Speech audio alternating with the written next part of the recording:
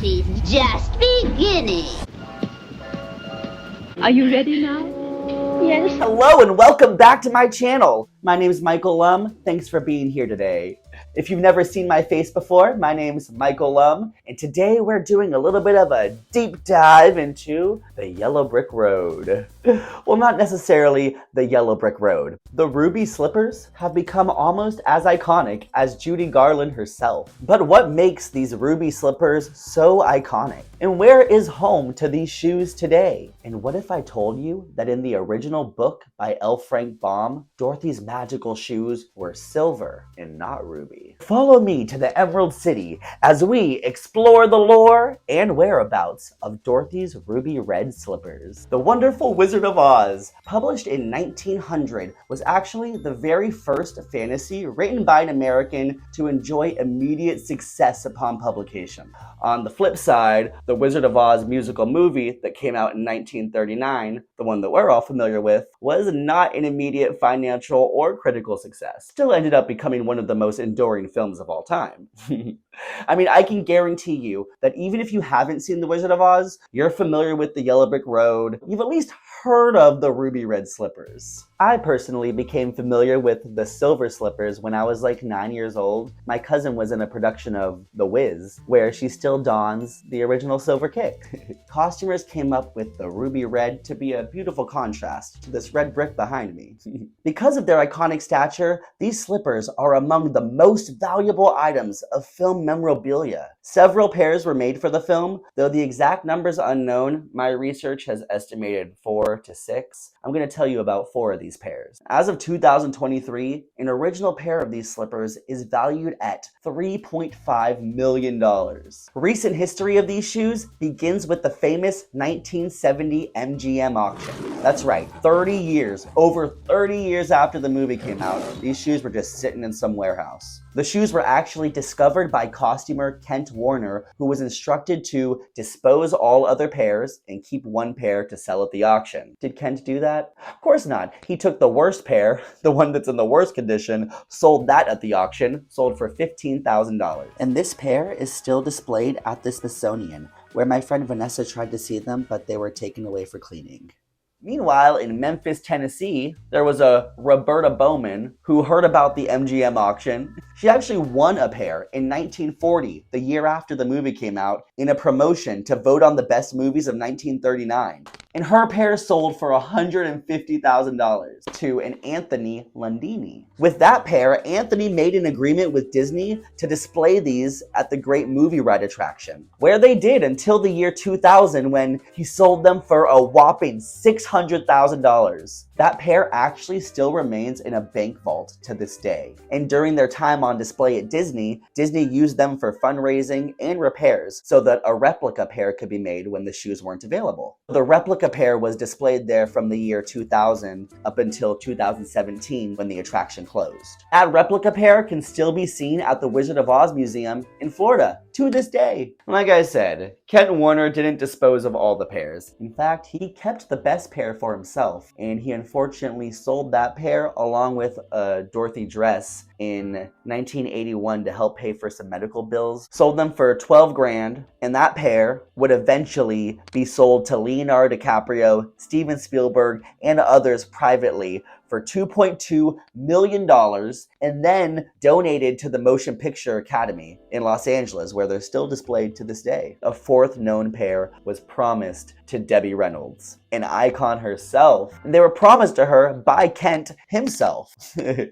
He offered $2,500. It says $2,500, that could be $25,000, but it said that he offered this amount of money and she couldn't afford it at the time, so Mike Shaw took the opportunity to buy them and had them displayed at the Judy Garland Museum in Grand Rapids, Minnesota. Not to be confused with Grand Rapids, Michigan, where they were stolen in August of 2005 by Terry J. Martin. And the law didn't catch up to him until 2023.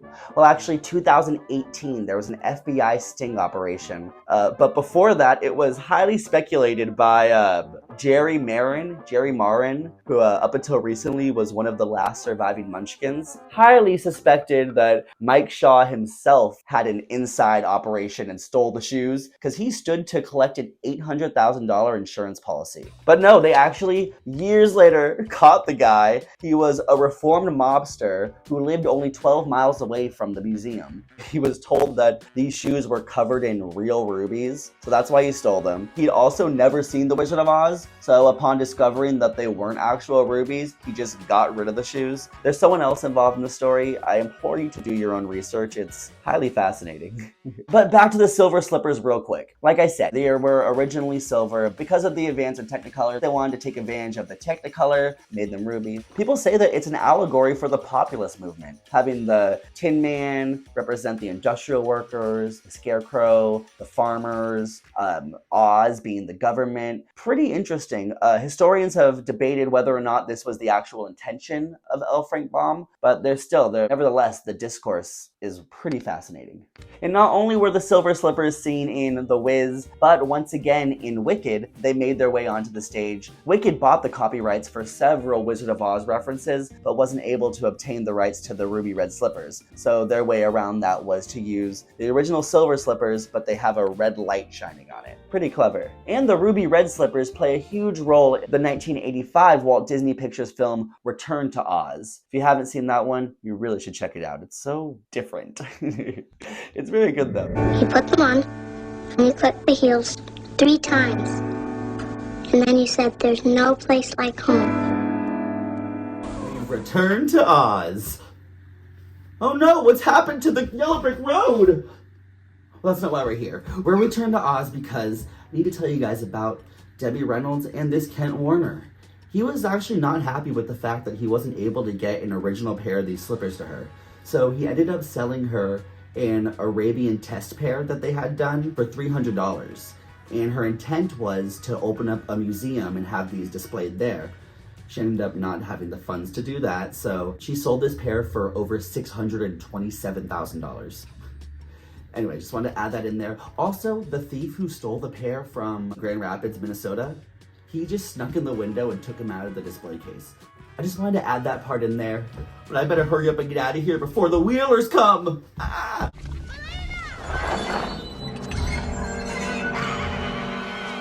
Over here, Dorothy!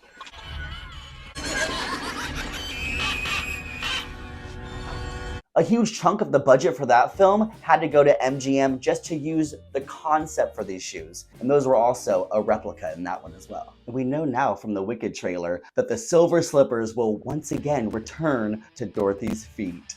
Despite the origins of this magical shoe, the ruby red slippers will always be ingrained in our minds and synonymous with the Wizard of Oz. No shade to the silver slipper. She's cute, but she looks like something that Elsa would wear. Like in my mind, I think Elsa. I don't think Wizard of Oz. Which should be no surprise since the comparisons between Wicked and Frozen seem to be endless.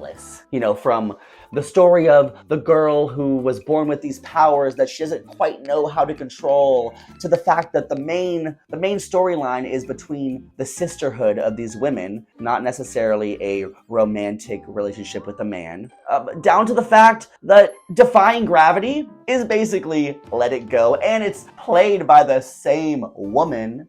The wickedly talented one and only Adele Dazeem. Down to the fact down to the fact that Elphaba is named after L. Frank Baum, just as in Frozen, they pay tribute to Hans Christian Andersen with Hans, Kristoff, Anna, and Sven. I'm not hating it. I clap, I cheer, I love, but I see what you're doing, Disney. I see it. And like I said, it's true. Even if you've never seen The Wizard of Oz, you've more than likely seen a reference to The Wizard of Oz, seen these shoes, seen this yellow brick road. You at least know something about it, and that just shows how iconic it's been throughout all this time. Judy Garland, MGM, the nostalgia of old Hollywood itself can all be seen and felt when you look at these ruby red slippers. So much about our culture is represented in these size 5B shoes, with the promise that home is always just 3 clicks away. There's no place like home. There's no place like home. There's no place like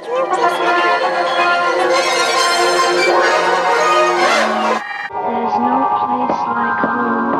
love you guys so much. Thank you for watching, and if you enjoyed this style of video, let me know if you'd like me to explore another topic. Leave it in the comments. Big thanks to Vanessa for this week. She's the one who wanted me to do a deep dive on these shoes, and I think that we learned a lot this week. I love you guys, and I want you to be even more yourself.